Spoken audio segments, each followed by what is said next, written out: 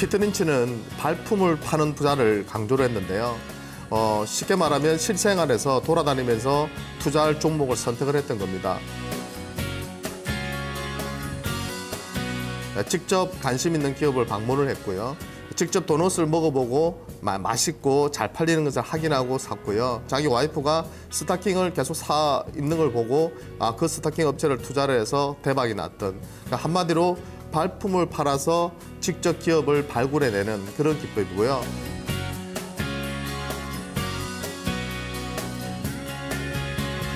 잘 나가는 기업에 투자를 해라는 겁니다. 예, 못 나가는 기업에 투자하는 것이 아니라 잘 나가는 기업에 투자를 해라, 이렇게 말을 했는데요. 또 한 가지 말씀드리고 싶은 것은 마인드가 정말 중요합니다. 예, 단기적인 시세에 너무 연연하다 보면요, 정말 50% 100% 주는 기업들을 놓치는 경우가 상당히 많거든요. 예, 그래서 기업에 대한 확신을 가지고 신고가 종목은 투자를 하셔야 되고요. 주식은 과학이 아니라 예술이다. 그건 무슨 뜻이냐면 많은 투자 대가들이 자기만의 기법으로 성공했다고는 하지만 그런 부분들을 무조건 공식처럼 받아들여가지고, 수학 공식처럼 받아들여가지고 그걸 그대로 적용하다가는 현재 주시장에서는 그게 잘 맞아떨어지지 않습니다.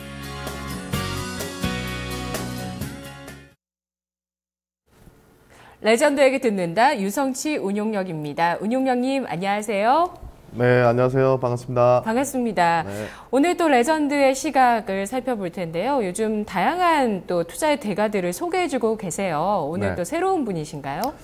아니고요. 오늘은 제가 그동안 좀 이 시간을 통해서 좀 말씀드리고 싶던 부분이 뭐냐면, 이제 국내 주식만 너무 보지 마라. 그러니까 이제 세상이 변했고, 우리나라 같은 경우에는 이미 이제 2%대의 그런 저성장 국가로 전환이 되고 있는 단계이기 때문에 재테크를 함에 있어서 제가 주식을 한다고 해서 무조건 국내 주식을 100% 하십시오 하는 것은 시청자분들에게는 약간 거짓말이 될 것 같아요. 그래서 제가 항상 말씀드리는 게 조금만 신경을 쓰시면 해외 쪽에서도 충분히 투자의 기회가 있을 거라고 말씀을 드렸고요. 저성장하는 국가보다는 고성장하는 국가 쪽에서 투자를 하는 것이 맞아요. 물론 세금 문제라든지 정보 문제라든지 이런 부분이 있지만, 그러니까 최근에 뭐 세상이 워낙 좋아져서 웬만한 정보들을 우리는 입수를 할 수 있고요. 그렇다면은 그 기업의 분석, 그리고 성장 국가들, 미국이, 일본이 우리나라가 걸어왔던 길을 그대로 보통 그 개발도상국들이 재현을 하기 때문에 그런 시기적인 흐름, 자본시장이 개방되는 그런 시기적인 흐름만 잘 타면요, 상당한 기회를 얻을 수가 있습니다. 그래서 제가 평상시에도 관심이 있었고 작년도부터 꾸준히 공부를 하고 있고, 주변의 지인들에게도 이쪽 시장을 꼭 투자하라고 했던 것이 중국 쪽입니다. 그래서 오늘은 개괄적으로 거기에 대해서 한번 같이 좀 설명을 드리고, 왜 피터 린치라면, 피터 린치가 처음에는 돈이 별로 운용 자금이 크지 않을 때는 미국 주식으로만 했거든요. 그렇지만 돈이 커지니까, 오렌 버핏도 마찬가지예요. 미국 기업만 하다가 돈이 커지니까 결국에는 나중에 이제 해외 쪽으로, 유럽 쪽으로 투자하고 일본 쪽으로 투자하고 하면서 계속해서 확장을 했거든요. 지금 피터 린치가 투자를 한다면 결국 해외 쪽에 투자를 한다면 어느 나라에 투자할 것인가? 결국은 고성장하는 나라. 왜? 성장주에 대한 상당한 메리트를 느끼기 때문에 매출과 영업이 급증하는 그런 나라를 선택을 했을 것이고요. 그 나라가 바로 중국이 될 겁니다. 인도도 정말 매력적인 나라인데요. 이제 인도 같은 경우에는 정책적으로 약간 뭐 규제라든지 이런 부분들이 너무 강하기 때문에 아직은 중국의 그런 성장 규모를 따라가지는 못하고 있어요. 그래서 차후에 그 인도도 제가 조금 더 정보가 많아지고 우리나라 이제 정권사들이 그쪽에 대해서 좀 공부를 하고 직접 투자하는 시기가 온다면 그때 소개시켜 드리도록 하고요. 지금은 작년도부터 열풍이 불고 있는 중국 투자에 대해서 제가 좀 설명을 드리고자 합니다. 뭐 제 주변의 지인분들도요, 이미 중국 쪽에 직접 투자하시는 분들이 많아요. 물론 정권사에 있는 랩 상품이라든지 뭐 펀드 상품이라든지 이런 걸 활용한 분들이 제일 많고요. 요새는 이제 뭐 직접 매매를 할 수 있는 또 젊은 층들이 많아지다 보니까 실제로 이제 직접 매매를 많이 합니다. 제 주변 친구들도 제가 소개를 해서 뭐 정권계좌, 해외 정권계좌를 개설해 가지고요, 여러 명이 작년도부터 이제 뭐 목돈 있는 분들은 목돈 있는 친구들은 그냥 그저 목돈을 투자를 하고, 또 그 목돈이 없는 친구들은 그냥 매달 적립식으로 그렇게 투자를 해오고 있는데요. 아시다시피 지금 중국 상해 종합주가지수가 그죠 후황통 개설하고 나서 뭐 급등하고 있고요. 실제로 지금 4,000포인트를 돌파를 했습니다. 우리나라도 저는 2,100포인트를 돌파했고요. 네.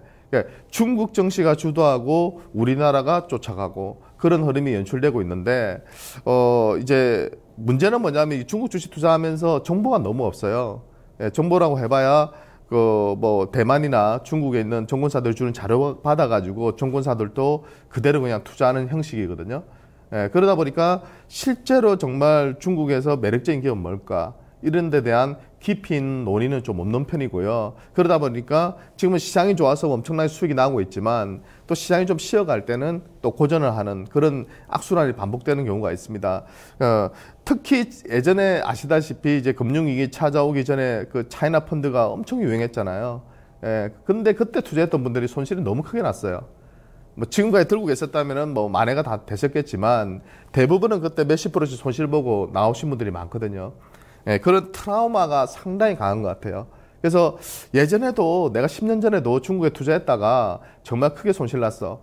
이번에도 마찬가지일 거야. 이런 트라우마가 있다 보니까 중국 주식 투자에 대해서 약간은 불안해 하시는 분들이 상당히 많으신 것 같아요. 근데 중국 주식 투자는 우리가 생각하는 것보다는 훨씬 안전한 걸로 저는 생각이 듭니다. 왜?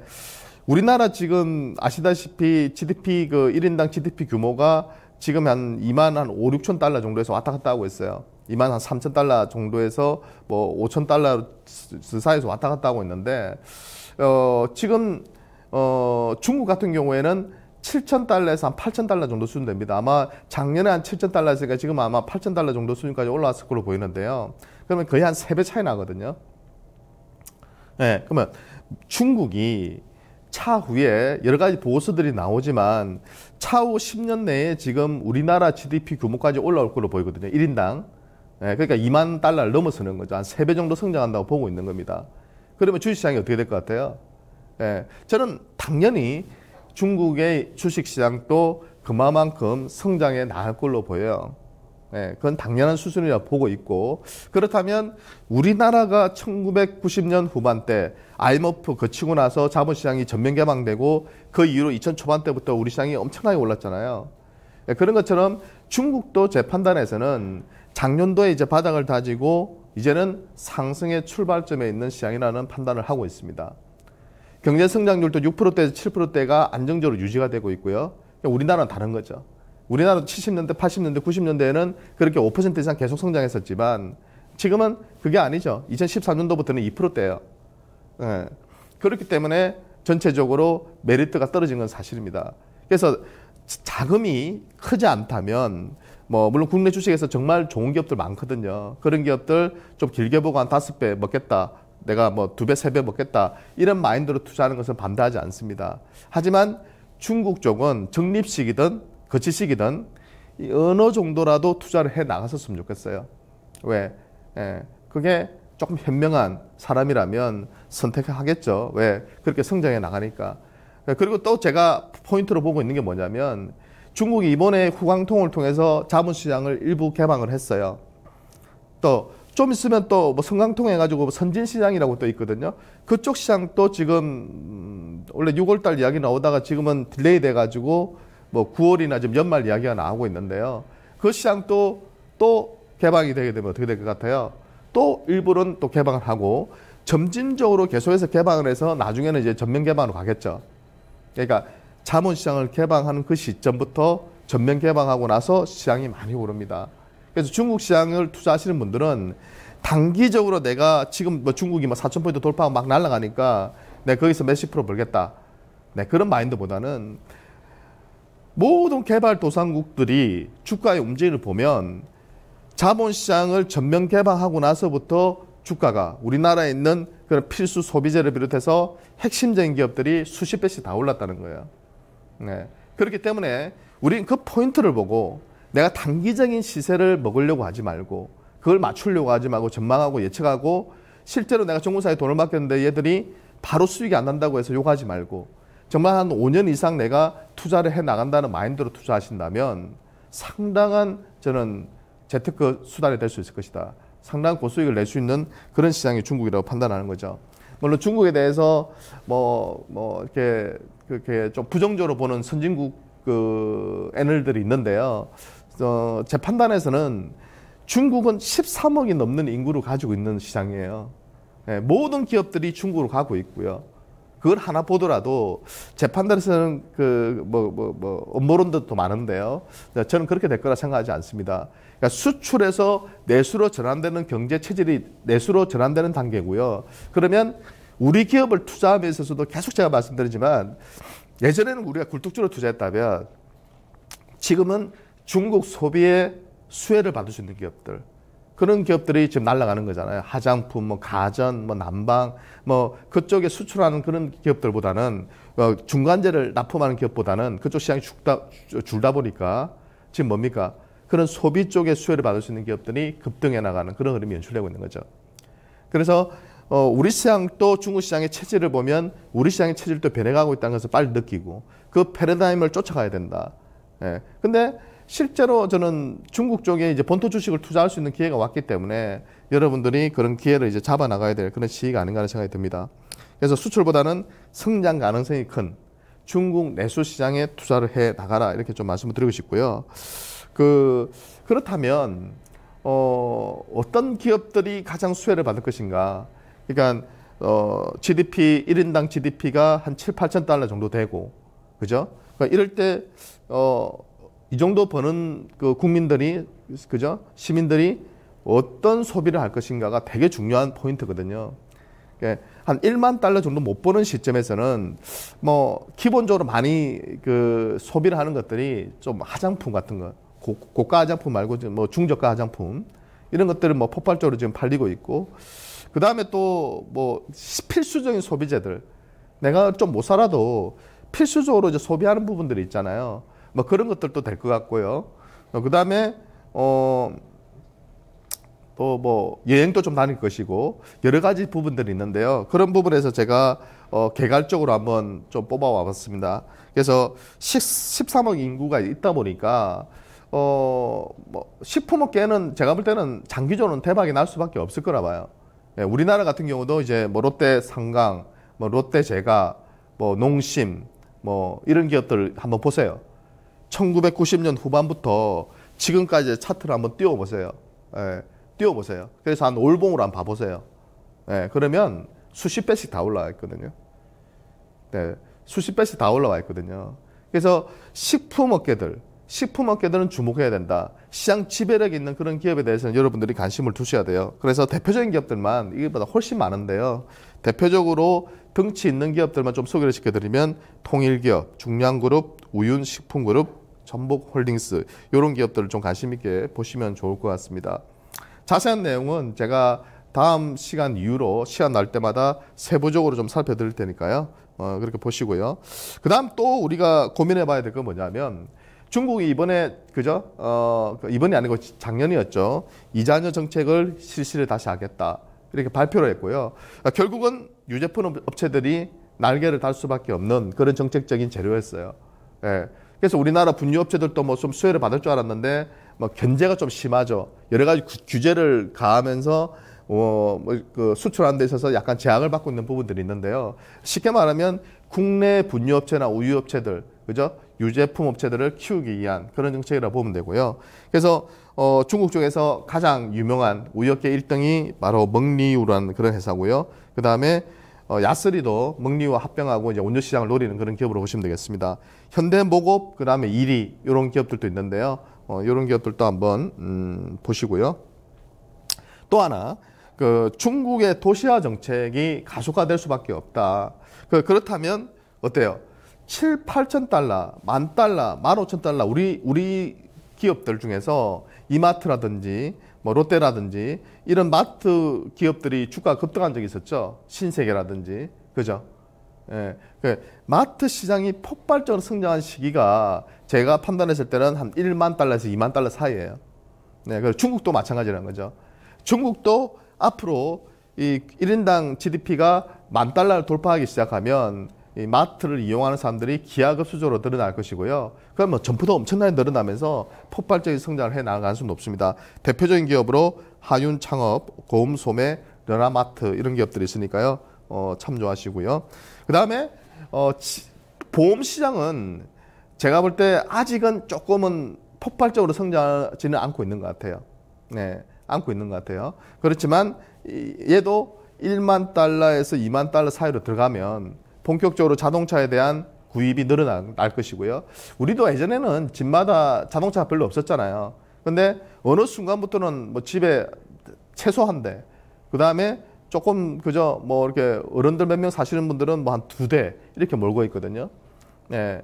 그 시기를 잘 보면 결국 한 1만 한 5천 달러 이상 될 때부터 폭발적으로 성장했어요. 예, 그러면 마찬가지라는 거지. 중국도 그 시점이 되면 폭발적으로 자동차 판매도 늘어날 것이고요. 예, 보험 판매도 늘어날 수밖에 없다. 또 한 가지 정책적으로 보험주도를 장기 투자해야 되는 이유는 뭐냐면 자동차 보험 특히 있죠. 이 자동차 보험을 외국 보험사들이 하지 못하게 하고 있어요.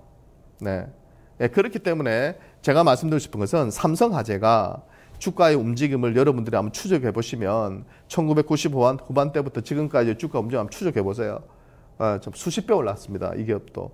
예, 그죠? 예. 최소 보통 이런 기업들은 20, 30배에서요. 많게는 50배 이상 다 오르거든요. 예, 그렇게 본다면 물론 이제 뭐 경쟁이 치열해지겠죠. 앞으로 이제 외국계 보험사들이 막 진출하고 하긴 하는데 아직은 정책적인 규제로 막아주고 있는 자동차 보험 쪽은 국내 기업들이 순수한 중국 기업들이 수혜를 받을 수 있는 부분이니까 거기에 좀 특화되어 있는 기업들을 찾으시면 될 것 같습니다. 뭐 대표적인 기업이 중국 인민보험그룹이고요. 그 다음에 평안보험그룹, 그리고 중국 태평양보험그룹, 중국 태평화재보험, 네, 이런 기업들이 대표적인 기업들입니다. 여기서도 네, 그죠? 자동차 보험 쪽에 좀 특화되어 있는 기업을 찾으시면 좋으실 것 같고요. 그 다음에 그 에너지 소비 대국, 네, 셀가스에 주목하라. 지난번 러시아가 우크라이나 사태 때문에 수출이 금지됐을 때요. 유일하게 러시아하고 대응 계약을 한 나라가 바로 중국입니다.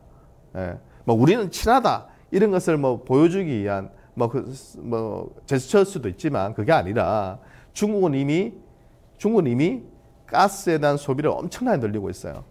네. 여러분들 중국이 원유 소비가 제일 많은 걸로 아시죠? 맞습니다. 원유 소비가 제일 많긴 해요. 하지만 그 비중이 계속 줄고 있습니다.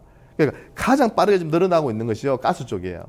네. 그러다 보니까 이 세일가스, 중국에 있는 그런 세일층에 이 세일가스에 대해서 외국계 기업들이 엄청나게 진출을 하고 있어요.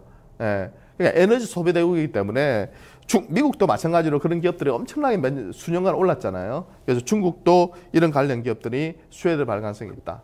그래서 뭐 페트로차이나나 시노펙, 중국 해양석유, 골륜에너지 이런 기업들을 좀 관심 두시고 특히 천연가스 관련해서 여러분들이 좀 관심을 두시는 게 좋다. 기본적으로 저는 그 에너지 관련주들이 크게 전 세계적으로 우리나라 기업들도 저는 마찬가지고 정유업체들이나 이런 것들이 뭐 물론 요새 올라오고는 있지만 추세적인 상승으로 계속 뭐 시장을 주도할 거라 생각하지는 않습니다.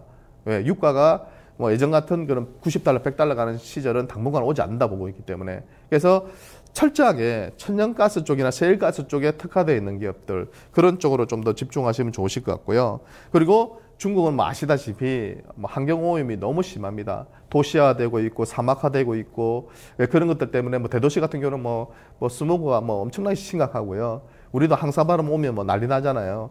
그런 것처럼 환경오염 관련해서 중국 시장에 우리나라 기업 중에 진출한 기업도 있어요. 최근에 잘 나가는 기업도 있잖아요. 급등하는 기업도 하나 있거든요. 그런 것처럼 중국 쪽에서 환경 관련해서 사업을 하는 회사들이 좋습니다. 관련주로서 베이징 수도그룹, 중국 강대 국제유황공사, 텐진 창업환경, 동강환경보호 이런 기업들 참조하시면 좋으실 것 같고요.